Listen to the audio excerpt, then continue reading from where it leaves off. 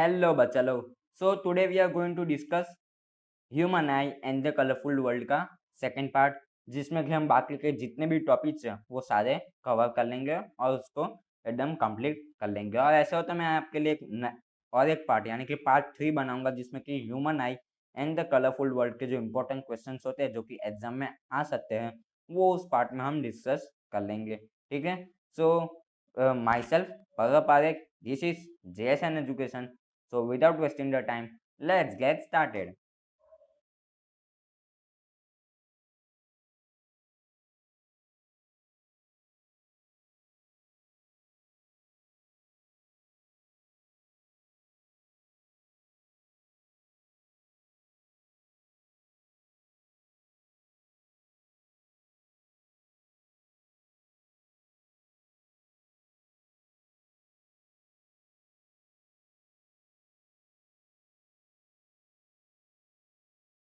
So आज का जो हमारा पहला टॉपिक होगा उसका नाम है dispersion of white light in a glass prism. Prism तो आप सबको पता ही है, वो एक टाइप का पिरामिड जैसा ही शेप होता है उसका। और ग्लास प्रिज्म यानी कि जो ग्लास से बना हो, यानी कि वो ट्रांसपेरेंट होता है। उसमें अगर हम व्हाइट लाइट या फिर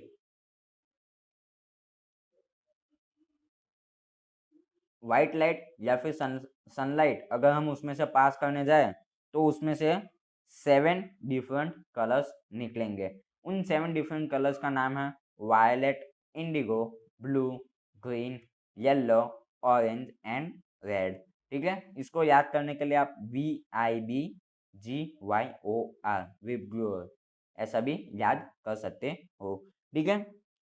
सो इसमें क्या होता है कि अगर आप व्हाइट लाइट या फिर सनलाइट को प्रिज्म से पास करते हो तो 7 डिफरेंट डिफरेंट लाइट निकलती है। ऐसा क्यों?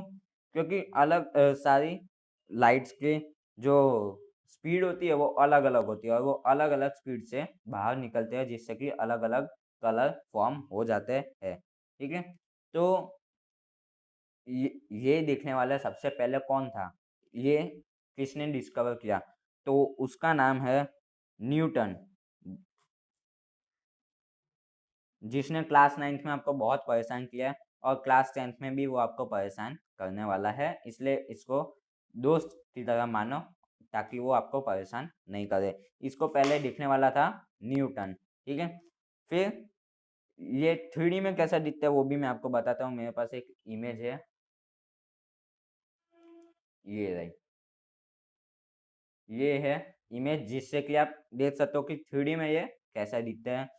आप यहाँ पे देख सकते हो इमेज में कि यहाँ से वाइट लाइट जा रही है और फिर अंदर प्रिज्म के अंदर डिस्पर्सन हो रहा है, फिर 7 अलग अलग लाइट निकलती है। ये आपने पहले भी पढ़ लिया है, लेकिन इस बार भी पढ़ना पड़ेगा।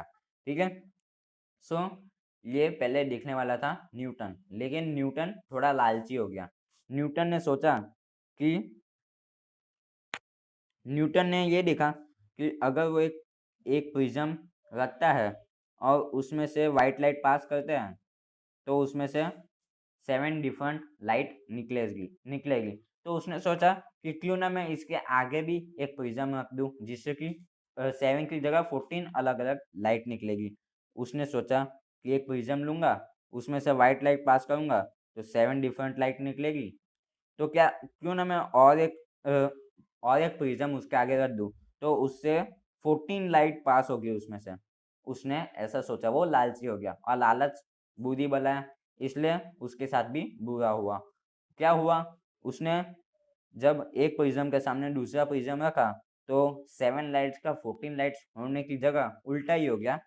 7 लाइट वापस व्हाइट लाइट में कन्वर्ट हो गई। उसके लिए भी मेरे पास इमेज है, ये रहा, देखो, ये रहा। इसमें ये पहला प्रिज्म है और ये दूसरा प्रिज्म है। ठीक है। तो इसमें से इसने पहले वाइट लाइट इसमें पहले वाइट लाइट पास होती है और उसका यहाँ पे डिस्पर्सन होके इस पार्ट में 7 लाइट फॉर्म हो रही है। ठीक है। लेकिन उसने फिर दूसरा प्रिज्म भी रख दिया तो वापस डिस्पर्सन हो गया और वापस यहाँ पे वाइट लाइट आ गई। ठीक है। तो ये होता है। जब आप एक प्रिज्म रखते हो तो व्हाइट लाइट या फिर सनलाइट का 7 डिफरेंट कलर्स में डिस्पर्सन हो जाता है, लेकिन अगर आप और एक प्रिज्म उसके सामने इन्वर्टेड रखते हो तो वो वापस 7 light one one white light में कन्वर्ट हो जाएगी। ठीक है, तो डिस्पर्सन तो बहुत ही ईजी था, ये यहाँ पे कंप्लीट हो गया। अब हम नेक्स्ट टॉपिक की तरफ बढ़ते हैं। अब हमारा जो नेक्स्ट टॉपिक है वो तो इतना हार्ड है कि आपने आज तक पढ़ा ही नहीं होगा। उसका नाम है how a rainbow is formed. ये आपने एक भी बार पढ़ा ही नहीं होगा, आपको जरा सा भी आता ही नहीं होगा, ये मुझे लगता है, इसलिए मुझे पढ़ाने की ज़रूरत है। वरना तो ये इतना इजी है कि ये किसी को भी आ सकता है। आपने ये इतनी बार पढ़ा होगा कि आप बोलोगे या मत पढ़ाओ चलेगा, लेकिन पढ़ाना पड़ेगा क्योंकि टेक्स्ट बुक में गिवन है, सिलेबस में है, मुझे पढ़ाना ही पड़ेगा। ठीक है, तो इसमें एक इमेज के ज़रिए मैं आपको बताता हूँ कि यहाँ से वाइट लाइट आ रही है। ये हमारा रेनड्रॉप है, जिसमें रिफ्रैक्शन होता है, जिसकी वजह से रेनबो फॉर्म्ड होता है। तो ये दो जगह पे रिफ्रैक्शन होता है। ठीक है, तो यहाँ से वाइट लाइट आ रही है, पहले यहाँ पे रिफ्लेक्शन होगा, उसके बाद पहले रिफ्रैक्शन होगा, पहले यहाँ पे रिफ्रैक्शन होगा, उसके बाद यहाँ पे रिफ्लेक्शन होगा और फिर यहाँ पे वापस रिफ्रैक्शन होगा, यानी कि 2 बार रिफ्रैक्शन होगा और 1 बार रिफ्लेक्शन होगा, जिससे कि रेनबो फॉर्म होता है। ये इतना छोटा टॉपिक है क्योंकि आपने इसको इतनी ज़्यादा बार पढ़ लिया कि और पढ़ने की ज़रूरत ही नहीं है। ठीक है, लेकिन इसके लिए भी मेरे पास एक 3D इमेज है जो मैं आपको दिखाना चाहता हूँ। ये रहा, इसमें भी सेम यहाँ से वाइट लाइट आ रही है, फिर यहाँ पे रिफ्लेक्शन होगा, यहाँ पे रिफ्लेक्शन होगा, फिर वापस यहाँ पे रिफ्लेक्शन होके 7 डिफरेंट कलर्स में लाइट चली जाती है, जिससे कि रेनबो फॉर्म होता है। ठीक है, ये भी बहुत ही छोटा सा टॉपिक था जो मैंने एकदम इजीली कंप्लीट कर लिया। अब हम नेक्स्ट टॉपिक की तरफ बढ़ते हैं। अब हमारा जो नेक्स्ट टॉपिक है उसका नाम है एटमॉस्फेरिक रिफ्रैक्शन। एटमॉस्फेरिक रिफ्रैक्शन क्या होता है? ये एक टाइप का रिफ्रैक्शन होता है जो कि एटमॉस्फेयर में होता है, इसलिए इसका नाम है एटमॉस्फेरिक रिफ्रैक्शन। इसमें होता क्या है? Stars appear higher than they actually are, यानी कि जो भी ऑब्जेक्ट्स धरती के सरफेस के बाहर है, यानी कि सन, स्टार्स, उन सब की पोजीशन हमें थोड़ी ऊपर या थोड़ी नीचे दिखाई देती है। यहाँ पे लिखा ही है, ये जो लड़का खड़ा है वो आप खुद को सपोज कर सकते हो, और यहाँ पे जो स्टार लिखा है वो स्टार की एक्चुअल पोजीशन है, लेकिन हमें ये यहाँ ऊपर, लेकिन यानी कि यहाँ पे दिखाई देता है स्टार। ऐसा क्यों? उसका कारण है एटमॉस्फेरिक रिफ्रैक्शन, क्योंकि हमारे और स्टार के बीच में एटमॉस्फेयर के बहुत सारे लेयर्स होते हैं जिसमें कि रिफ्रैक्शन होता है। इसको समझाने के लिए मैं एक ब्लैंक स्क्रीन ले लेता हूँ, जिससे कि आप आराम से समझ सकते हो। ठीक है, इसको मैं आराम से अलग जगह समझाता हूँ। ठीक है, सो बेसिकली ये है हमारा अर्थ का सरफेस, और इसके ऊपर यानी कि यहाँ पे है एक स्टार जिसको हम देख रहे हैं। हम कहाँ हैं? हम यहाँ पे खड़े हैं। हम यहाँ पे खड़े हैं और हम स्टार को देख रहे हैं, लेकिन हमारे और स्टार के बीच में एटमॉस्फेयर की बहुत सारी लेयर्स आती है। ठीक है, जैसे कि स्ट्रेटोस्फियर और बहुत सारी लेयर्स जो कि आपने पहले पढ़ रखी है। ठीक है, सो लाइट स्टार में से आती है, ये लाइट स्टार में से आ रही है। ठीक है, यहाँ तक आती है, फिर थोड़ा सा, एक मिनट है,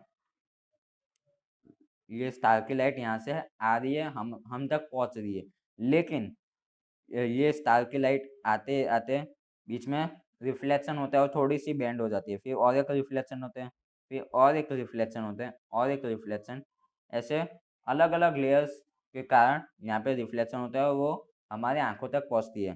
तो हमें ये स्टार यहाँ पे दिखाई देता है, हमें ये स्टार यहाँ पे दिखाई देता है। ठीक है, क्योंकि एटमॉस्फेयर की अलग अलग लेयर्स का अलग अलग रिफ्रैक्टिव इंडेक्स होता है, जिससे कि लाइट जो आती है, स्टार से लाइट आती है, वो धीरे धीरे रिफ्लेक्ट होके बेंड हो जाती है थोड़ी सी, और हम तक पहुँचती है। यानी कि हमें स्टार थोड़ा सा नीचे या फिर थोड़ा सा ऊपर दिखाई देता है। वही इस इमेज में भी बताया गया है। ये यहाँ पे ये जो एक्चुअल स्टार की पोजीशन है, वहाँ से ये लाइट थोड़ी सी बेंड होके आ रही है, जिससे कि हमें स्टार यहाँ पे दिख रहा है। ये होता है एटमॉस्फेरिक रिफ्रैक्शन। ठीक है, यहाँ पे लिखा है bending of stars light due to atmospheric refraction. ठीक है, इसमें रिफ्रैक्टिव इंडेक्स एटमॉस्फेयर के अलग अलग लेयर्स का धीरे धीरे कम होता जाता है, जिससे कि रिफ्रैक्शन होता है, जिससे कि हमें सन या फिर स्टार या फिर कोई भी ऐसी ऑब्जेक्ट जिसको हम यहाँ से देख सकते हैं, उसका पोजीशन थोड़ा ऊपर या फिर थोड़ा नीचे हमें दिखाई देता है। ठीक है, तो ये टॉपिक भी यहाँ पे कंप्लीट हो जाता है। अब हम नेक्स्ट टॉपिक की तरफ हम बढ़ते हैं। तो हमारा नेक्स्ट टॉपिक है, उसका नाम है टिंडल इफेक्ट। टिंडल इफेक्ट क्या होता है वो आपको बताने की जरूरत तो है ही नहीं। टिंडल इफेक्ट के बारे में आपने क्लास 9th में भी पढ़ा है, लेकिन क्लास 10th में भी है तो आपको पढ़ना पड़ेगा। ठीक है, टिंडल इफेक्ट हमें क्या कहता है? The earth atmosphere is a heterogeneous mixture of minute particles. ठीक है, this particles include smoke, tiny water droplets, suspended particles of dust and molecules of air। यानी कि हमारी धरती का जो एटमॉस्फेयर है वो बहुत ही बड़ा मिक्सचर है, हेटेरोजीनस मिक्सचर है। उसमें क्या क्या होता है? स्मोक होता है, टाइनी वाटर ड्रॉपलेट्स होता है, suspended particles of air, dust यानी कि धूल होती है, पानी होता है, स्मोक होता है, फिर हवा के भी पार्टिकल्स होते हैं। तो उससे क्या होता है? When a beam of light strike such fine particles, the part of beam become visible। This phenomena of scattering of light by the colloidal particles give rise to Tyndall effect। Thus, scattering of light makes the particle visible। ये आपने class 9th में भी पढ़ा है। ये क्या होता है? इसमें इसमें धरती का जो एटमॉस्फेयर है उसमें बहुत सारी हेटेरोजीनस मिक्स, ये धरती का एटमॉस्फेयर एक हेटेरोजीनस मिक्सचर है जिसमें बहुत सारे पार्टिकल्स होते हैं, जैसे कि water particles, smoke particles, air particles, dust particles, जिससे कि एक मिक्सचर बन जाता है, और वो मिक्सचर होता है कॉलोडियल मिक्सचर। उस कॉलोडियल मिक्सचर के बारे में आपने क्लास 9th में भी पढ़ा था। ऐसे मिक्सचर्स जिसमें से अगर कोई भी बीम ऑफ लाइट पास होगी तो वो बीम ऑफ लाइट का जो पाथ होगा वो हमें दिखाई देता है, वो होते हैं कॉलोडियल पार्टिकल्स यानी कि कॉलोडियल मिक्सचर, जो आपने क्लास 9th में पढ़ा है। तो हमारा जो एटमॉस्फेयर का जो मिक्सचर है वो भी कोलोडियल मिक्सचर ही होता है। इसमें से अगर कोई भी लाइट पास होती है तो उस लाइट का जो पाथ होता है वो हमें दिखाई देता है, यानी कि लाइट का जो पाथ हमें दिखाई देता है उसी को कहते हैं टिंडल इफेक्ट। ये आप बहुत सारी जगह इसको देख सकते हो। और क्लास 9th में आपने एक एग्जांपल भी पढ़ा था कि अगर डार्क रूम में आप एक होल करते हो जिसमें से लाइट पास होती है तो आपको टिंडल इफेक्ट देखने मिलेगा। तो वही सेम यहाँ पे भी है। ठीक है,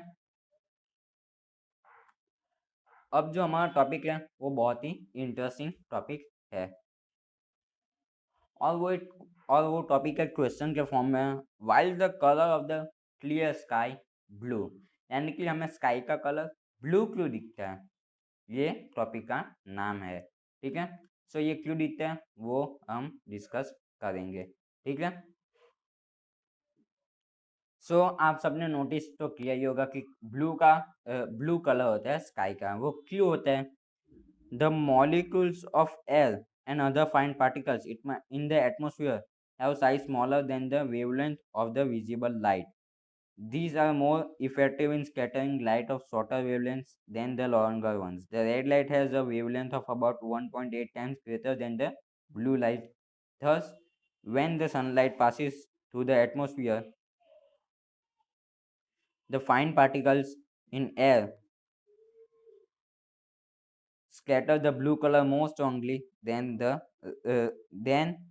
red.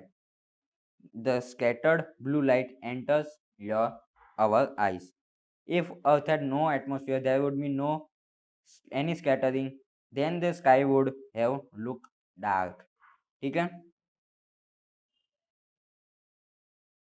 सो इसमें क्या लिखा है, ये मैं इतना फटाफट इंग्लिश पढ़ तो गया, लेकिन इसमें लिखा क्या है वो अभी समझाता हूँ. ठीक है.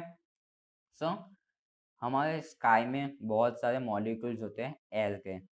जब भी सनलाइट एटमॉस्फेयर में एंटर करती है तो ये जो सनलाइट है वो स्प्रेड हो जाती है 7 डिफरेंट कलर्स में. और उसमें से हम मेन 2 कलर्स की बात करेंगे जो कि सबसे ज़्यादा वेवलेंथ वाले हैं, यानी कि ज़्यादा स्पीड वाले, और जो सबसे कम स्पीड वाले हैं, यानी कि रेड और ब्लू. ब्लू का सबसे कम स्पीड होता है और रेड का सबसे ज़्यादा स्पीड होता है. तो एटमॉस्फेयर में जो एयर के मॉलिक्यूल्स होते हैं वो उनकी साइज कम होती है, छोटी होती है. इसलिए वो छोटी वेवलेंथ यानी कि छोटी स्पीड वाले कलर को स्प्रेड इजीली कर सकते हैं और ज़्यादा स्पीड वाले कलर को स्प्रेड नहीं कर सकते. इसलिए जब भी सनलाइट आती है एटमॉस्फेयर में तो वो ब्लू कलर को सबसे ज़्यादा स्प्रेड करते हैं और रेड लाइट को वो जल्दी स्प्रेड नहीं कर पाते.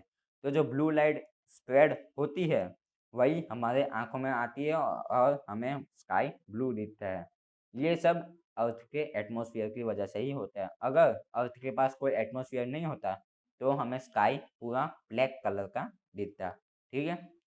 तो ये बहुत ही इंटरेस्टिंग टॉपिक है और थोड़ा हार्ड भी है. इसलिए ऐसा चाहो तो आप टेक्स्ट जो है टेक्स्ट बुक में जो लिखा है उसको भी एक बार रीड कर सकते हो तो आपको इजीली समझ आएगा. या फिर अगर भी अगर और एक बार आपको समझना है तो मैं समझा सकता हूँ. अर्थ के एटमॉस्फेयर में बहुत सारे एयर के मॉलिक्यूल्स होते हैं जिसकी साइज छोटी होती है, जिससे कि वो छोटी वेवलेंथ यानी कि छोटी स्पीड वाले कलर को इजीली स्प्रेड कर सकते हैं और ज़्यादा स्पीड वाले कलर को स्प्रेड नहीं कर सकते हैं. तो रेड लाइट का जो स्पीड होता है वो ज़्यादा होता है, ब्लू लाइट का स्पीड कम होता है. इसलिए वो लोग ब्लू लाइट को इजीली स्प्रेड कर सकते हैं और रेड लाइट को स्प्रेड नहीं कर सकते.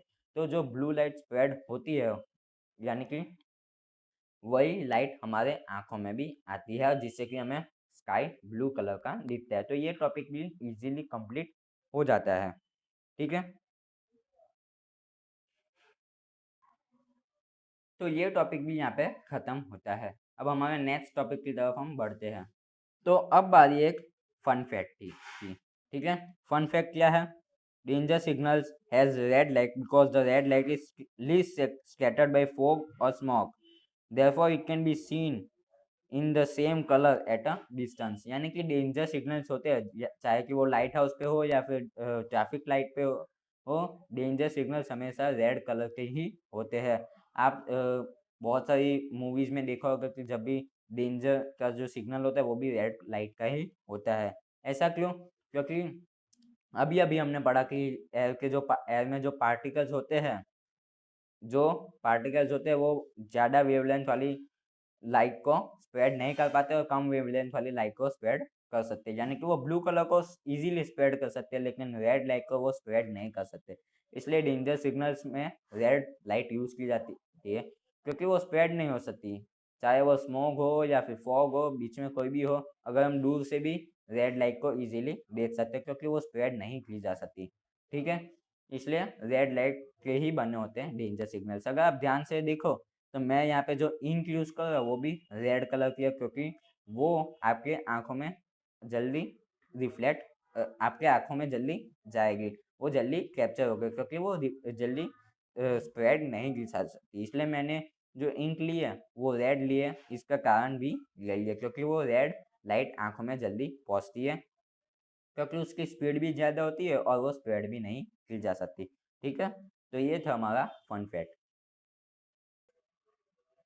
अब बारी है हमारा last but not least topic की जिसका नाम है colour of sun at sunrise and sunset. आपने ये ध्यान से देखा होगा कि जब ये सनसेट या सनराइज होता है तब हमें सन ऑरेंज कलर का दिखता है. लेकिन बाकी के टाइम पे वो वाइट कलर का या फिर लाइट येलो कलर का दिखता है। ऐसा क्यों? उसका कारण ये रहा। Light from the sun overhead would travel relatively shorter distance. At noon, the sun appears white only at little of the blue light is scattered. Never the horizon near the horizon, most of the blue light are scattered away by the particles. Therefore, the light that reaches our eyes is of longer wavelength. This gives rise to reddish appearance of the sun. ठीक है, इसमें क्या कहा है वो मैं आपको एक डायग्राम की मदद से बताता। ये रहा वो डायग्राम। इसमें यहाँ पे जो सनराइज या सनसेट के टाइम पे जो सन होता है वो यहाँ पे, और नून यानी कि बाकी के टाइम पे सन यहाँ पे होता है। जब सनराइज या सनसेट के टाइम पे हमें सन ऑरेंज दिखता है क्योंकि सनलाइट लॉन्ग पाथ कवर करती है, और नून के टाइम पे वो सनलाइट शॉर्ट पार्ट कवर करती है, इसलिए वो हमें वाइट दिखता है। क्यों, वो मैं अभी डिटेल में समझाता हूँ। क्योंकि जब नून के टाइम पे वो शॉर्ट पाथ कवर करती है, जब वो छोटा पार्ट कवर करती है तो बहुत कम अमाउंट में ब्लू लाइट स्कैटर होती है। सो थोड़ी सी ब्लू लाइट सन के पास थोड़ी सी ब्लू लाइट रह जाती है, इससे कि हमें वाइट कलर का दिखता है। लेकिन जब वो लॉन्ग पाथ कवर करते हैं सन सन जब लॉन्ग पाथ कवर करता है तब सारी ब्लू लाइट स्कैटर्ड हो जाती है, यानी कि जब भी हम सन को देखते हैं तो उसमें से सारी ब्लू लाइट स्कैटर हो चुकी होती है।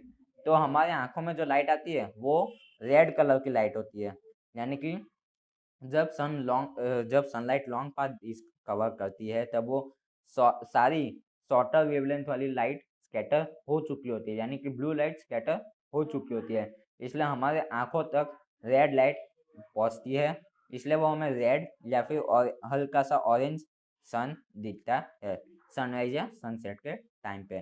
बाकी नून नून के टाइम पे ब्लू लाइट अच्छे से स्कैटर नहीं हो पाती, इसलिए हमें नून के टाइम पे सन वाइट कलर का दिखता है। बस इतना सही कॉन्सेप्ट था। ठीक है, सो यहाँ पे ये chapter human I and the colourful world completely खत्म हो जाता है। मैं एक नेक्स्ट पार्ट बनाऊंगा, यानी कि पार्ट 3 बनाऊंगा, जिसमें कि human I and the colourful world के जो इंपॉर्टेंट क्वेश्चंस होते हैं जो कि एग्जाम में आ सकते हैं उसके बारे में हम डिस्कस करेंगे। सो अगर वीडियो पसंद आया तो वीडियो को लाइक कीजिएगा, और इस वीडियो को जितना हो सके उतना शेयर कीजिए, ताकि ये वीडियो जिसको भी मिले उसको बहुत ही काम आए। और मेरे चैनल को सब्सक्राइब करना मत भूलिएगा, ताकि जब भी मैं नेक्स्ट पार्ट यानी कि पार्ट 3 डालूँ जिसमें कि बहुत ही इंपॉर्टेंट क्वेश्चंस डिस्कस होने वाले हैं, तो पार्ट 3 वाला वीडियो आपको सबसे पहले मिले उसके लिए सब्सक्राइब कर लीजिएगा। और हाँ, थैंक्स फॉर वॉचिंग।